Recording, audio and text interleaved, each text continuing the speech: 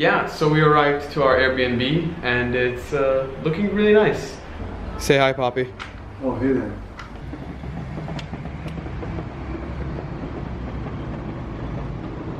So I'm gonna just put all my stuff away and then we're gonna go to the supermarket, get some stuff and maybe make some food or something. But yeah, no, that was for sure really cool.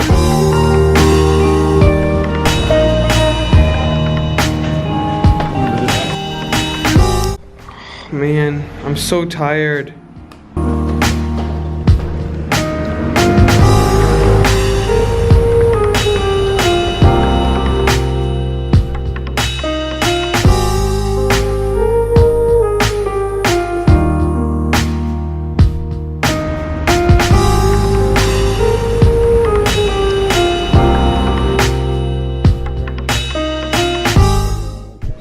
Yeah, we went to eat at a falafel place. Just having some food, you know. Make sure you document everything. Everything. Everything.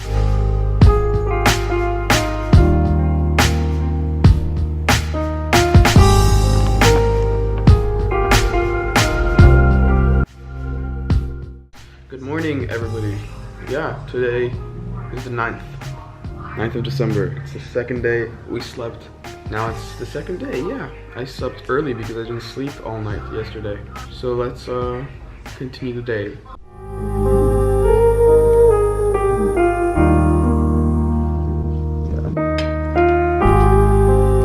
Thank you very much. It's not being picked. Yeah, probably. That's a good way to. We're gonna go to the Byzantine Christian Museum, right? Yes. It's also nice that this camera is not very large, so it's not like super distracting for other people to see, which is nice.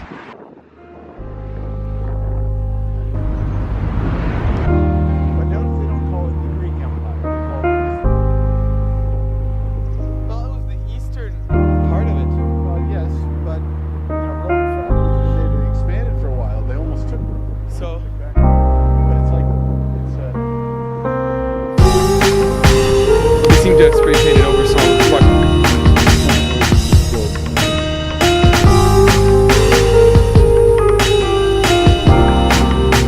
Yeah, you can.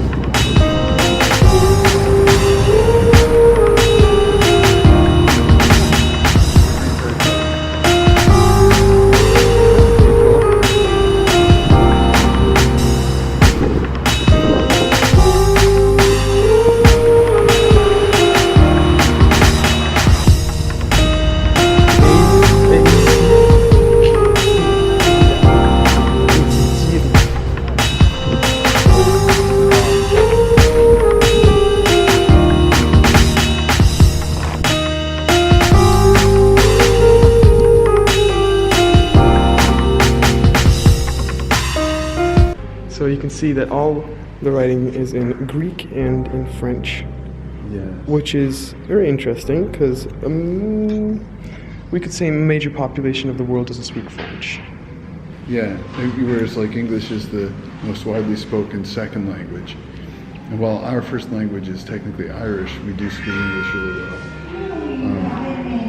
So, and they don't have anything in English, no paper pamphlets, no apps, no websites, which is interesting. I find that really interesting. So what we're going to try to do now is we'll use like Google, I guess, Docs or something. No, Google translate, yeah. To like see if it can just like read that. I say the faces were either scraped off by iconoclasts, either Christian iconoclasts or Muslim iconoclasts.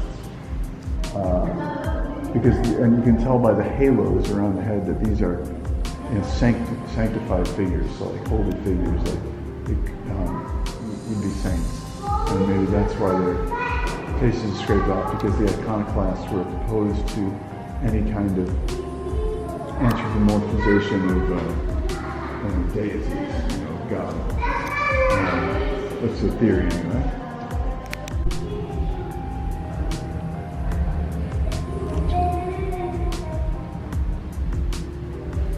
You can see it does it immediately.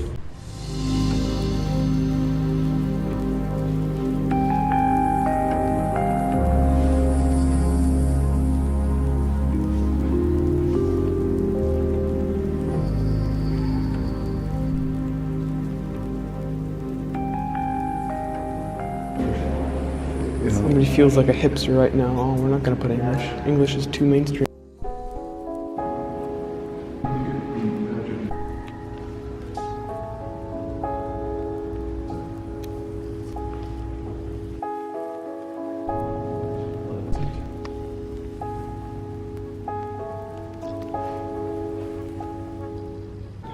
This is a similar camera to the one once owned by my Aunt Liz. It is what you could call a double lens reflex camera. You look through the top, which would give you an image seen by the lens, I believe, on top, which would be the same image or the same view that the lens below would see. That lens would, of course, focus the view onto the film and take a photograph of it. So you had the same experience of looking at the view from the same perspective as the film, and the same focus and the same zoom magnification. Later, of course, this was replaced by a single lens reflex, where you actually looked through the same lens as the film.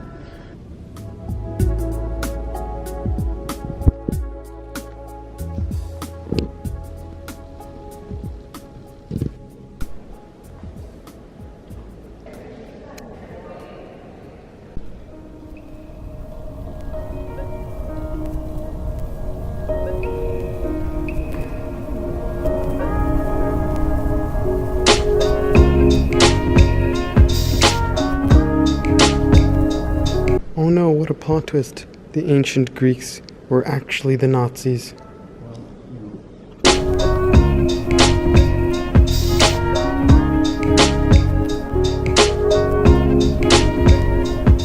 Now we're gonna have the trouble of trying to find someplace to eat. And we looked online and there's nothing around really, so we'll have to walk and look. How many people on it? This is probably the most famous hotel in Athens, and it was the one that the anarchists attacked while I was here last time. They just like smashed all the windows. On the first floor? Yeah, and then they all of them just went inside and started smashing everything. You weren't there at the time? No, I came by some hours later, and there was a big old police thing around here, lots of police, and there was just going down that street right over there, just a constant parade of protesters. For which side? I don't know, man. They're like, it's interesting. You can see that even the fire trucks are kind of old. You know, they're not really the newest model car. You know, you can tell. Is it more fire trucks behind? Yeah, more fire trucks behind it. And then you have the tour buses. That's a bigger fire truck. Yeah. You don't need to replace your fire trucks every year. It's a Mercedes. Of course, you have the military over here.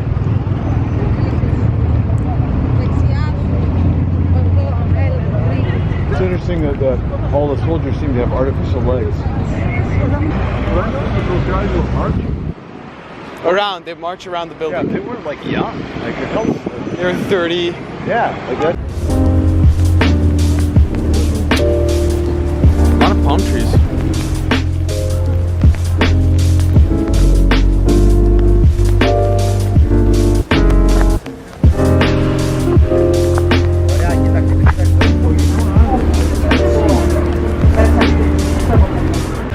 You wanted to go to a different place, but I convinced you to go to this place because I was pretty certain that this place has pretty alright food. So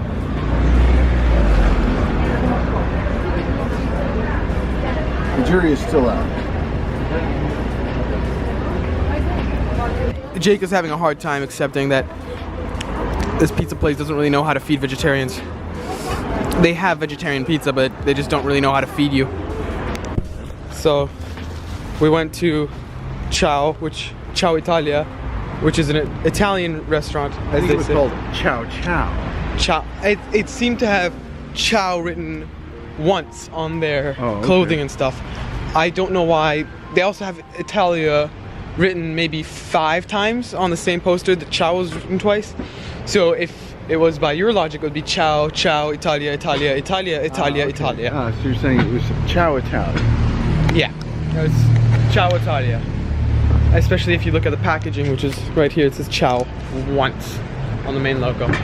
Yeah, so you say you, as a vegetarian, that you have been for 20 years, maybe? Yeah, something like that. Something like 20 years. You occasionally have fish, but that's not really changed your mind.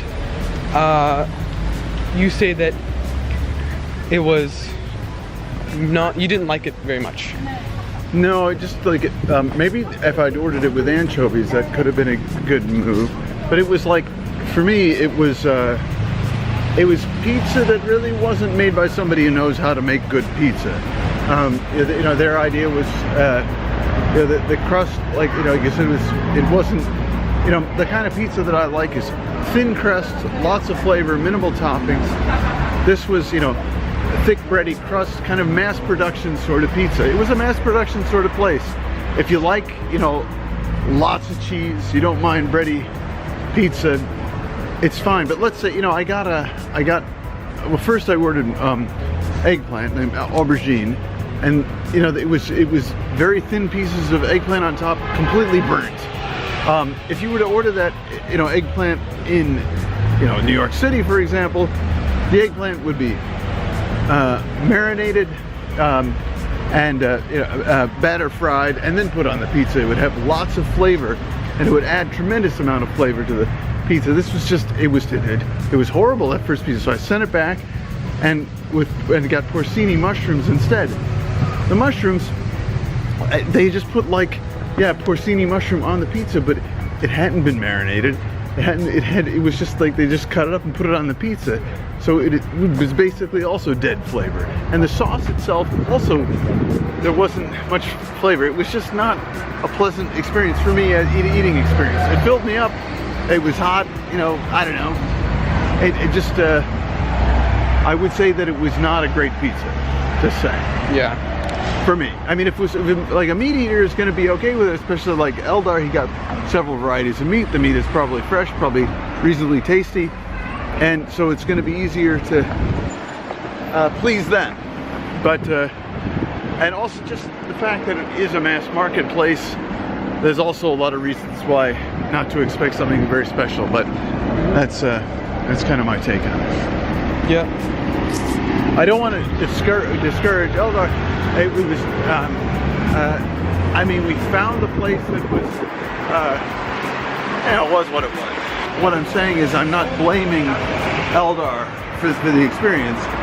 It's, you know, it seemed, I mean, there was a lot of people eating there. It got pretty good reviews. It was reasonably close. You know, there was a lot of reason to think that it might not be bad. I just, personally, it wasn't a great experience for me. How was it for you, Eldar? Yeah, so, you know, I had meat pizza, so it was pretty easy to eat. Meat is pretty easy to make. You know, you just put some, you know, meat on the fry, put some salt on it, and it's basically ready if you want meat. But, you know, making vegetarian food is a lot more difficult because you have to make, you know, this raw piece of food taste like something else. So yeah, it's a lot harder to make, you know, good vegetarian food than it is to make good meat. It was next to the road. I mean, it was still not bad. And the other thing, like, it just, you know, what helps, I mean, in New York City, like, they had to figure it out, like, they have garlic salt on the table, oregano on the table, Parmesan cheese on the table. If you don't like how the pizza, they got hot, like, spicy pepper on the table. You can, if you don't like the way the pizza tastes initially, just throw some of that garlic salt on the table. It'll get it tasting better. And, you know, the other stuff you can throw on there too. Yeah, sure. Yeah, we arrived. We're here. Yeah, I mean, it's also like a good indication.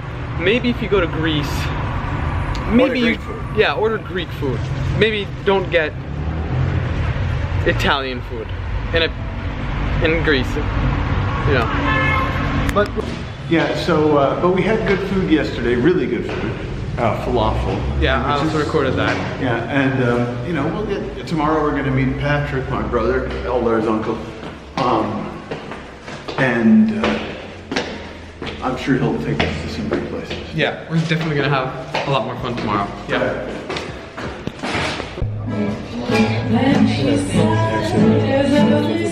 Mexico way.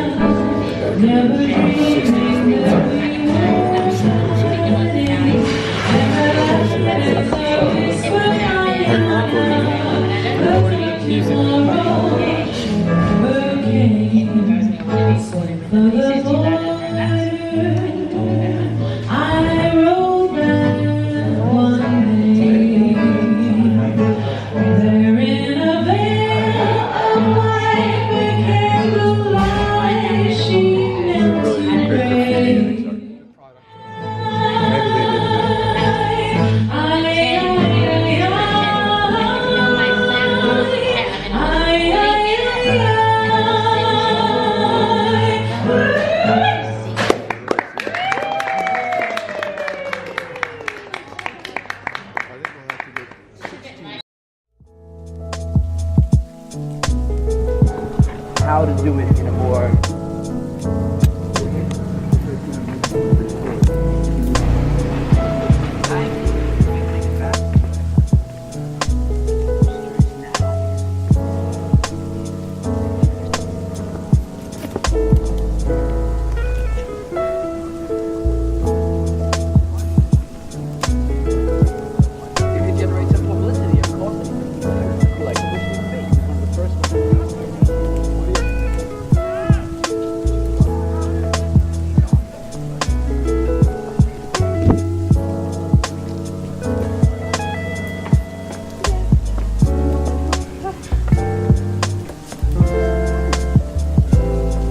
pretty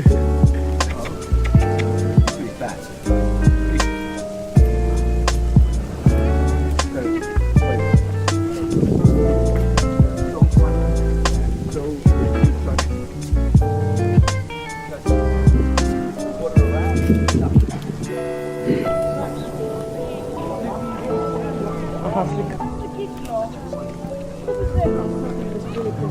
I have absolutely.